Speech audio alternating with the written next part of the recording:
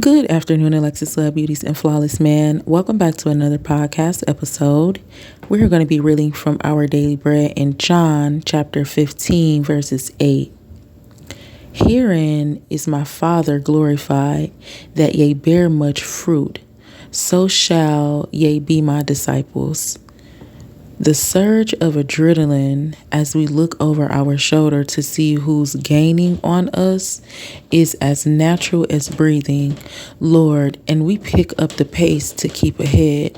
Competition is exhilarating and we welcome its challenges, yet competition out of control creates bare knuckles conflict within us, and we are shocked at the lengths to which we will go to win. We must look ahead to you, not backwards to those we're besting. Going back up into the reading in John chapter 15, verses 8. Herein is my Father glorified, that ye bear much fruit, so shall ye be my disciples. God gets the glory out of the fruit of our labor. What I am learning is the hard truth. The fruit of the flesh is lusting after the fruit of the spirit.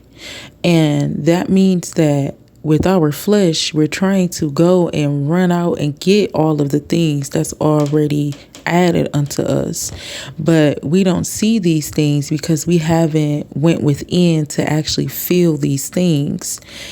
And when we get things, when we are blessed and we begin to get things and prosper in life and different things like that, that is to glorify God. So what I'm learning is a marriage is not for your pleasure.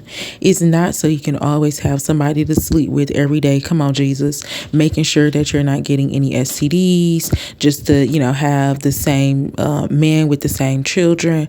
Relationship is not for our pleasure. Relationship and marriage is literally to glorify God.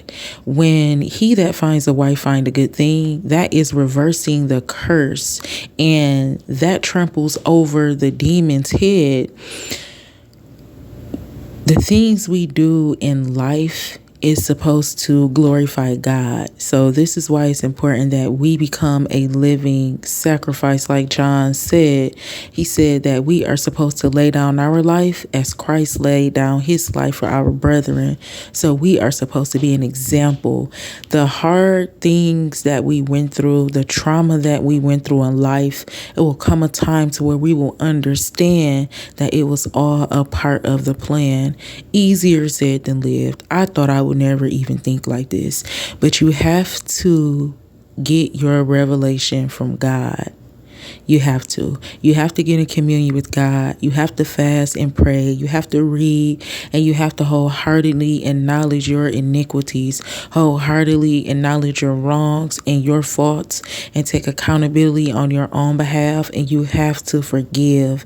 Then the Lord will show you different things, and you will have a new perspective looking at things. The perspective is when God blesses us with a kingdom spouse, a family, riches, wealth, good health, being able to travel, being financially stable. Those things are meant to glorify God, because when somebody see you that knew the old you, when people, and people don't even have to know the old you, but it's just going to be the light of God shining through you.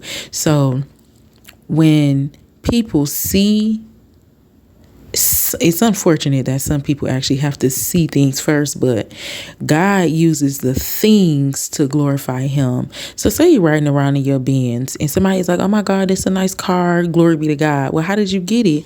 Then it gives you the opportunity to put them on and introduce them to God. The things that we receive are meant to glorify God. I'm going to ask you to take that to the Lord to get your own personal revelation, because I'm still kind of sitting in that myself. But herein my Father is glorified, that we, that ye bear much fruit, so shall be my disciples. We are meant to bear fruit. But with these fruit, we have to know how to be responsible and wise with them, because this is to glorify God. This is not for our pleasure. We shouldn't be prideful. We shouldn't be talking about people like, that's why I got it and you don't. It's meant to glorify God. Glorifying God, that will bring people closer to God. Because the only strategy that we're going to have to tell them is, I got it from God. Like, I didn't work no job to get here. I didn't. So there's going to be a strategy that the Lord is going to use in your life, but you have to go to him to get this information. And the strategy is going to look different. It's going to work different for everybody, but it's the same strategy. It's not different, but the Lord is going to give and do things in your life that's going to allow you to glorify him, because you know that it's not coming from anywhere else. Then with that information, you'll be able to bless others. Going down into the reading, the person in their testimony said the surge of adrenaline as we look over our shoulders to see who's gaining on us is as natural as breathing. So it's a natural thing to, look into competition and different things like that. And when you're doing something, you try to look into, it's wise to look into the competition so you can know what's going on in the business. It's a part of marketing. But we let that get out of control, because then we look at ourselves and we compare ourselves to where we are. And now we're like, okay, well, I seen this person drop this. I'm going to have to drop this just to stay ahead of the game. And the one thing I learned about business is to mind your business and stay in your office, like the Lord said in Romans chapter 12, because everything is going to be different for everybody. Everybody has a different level of creativity, and you have to focus on what it is that the Lord is telling you to do. You can't go and copy and paste what someone else is doing in their business and try to put it in your business, because it's not going to work like that. Your creativity comes from God. So it's wise to look into competition, to look into your niche, to see the different things that's going on. But it's also wise to stay where you are, to stay humble, to stay planted where the Lord has you, because God is doing a new thing. So your thing is not going to look like their thing.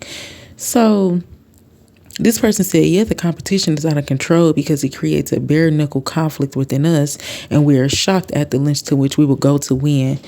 This whole life some of us have been living, we have been going to high and low. Like the Lord said in Jeremiah, come on, Jesus. He said, you've been going up every high hill, under every high mountain, sleeping around, being promiscuous, killing, stealing, and destroying to get things that you already have. It's just more to it until you actually bring it into your physical reality. We don't have to do. We've been working too hard. I remember a few years ago, I heard a pastor say he went to New Jerusalem, and there is an elevator there that you don't even have, like in Jerusalem, he said, you don't have to do too much. It's against the law in Jerusalem to be doing too much, like on Sunday, to be pressing buttons and to do anything. We've been doing way too much. So we look into competition way too hard. And then it shocks us that somebody else just made $1 million. But if we stay in our office, then we'll know how to be better in our craft, and then we can make $1 million and 2 and 3 and 3. But we just have to mind our business, and the person said, we must look ahead, not backwards. We cannot look backwards. We have to go forth. We have to look into what the Lord is already creating in our lives, what he is doing in our lives. So in conclusion, the blessings that we get from God, anything that we get from God, is meant to glorify him. And when we enjoy the fruit of the labor, it's going to attract people to want to know how we got there. So that is how we're glorifying God. Come on, Jesus, with these things. This is how we're glorifying God, with our fruit.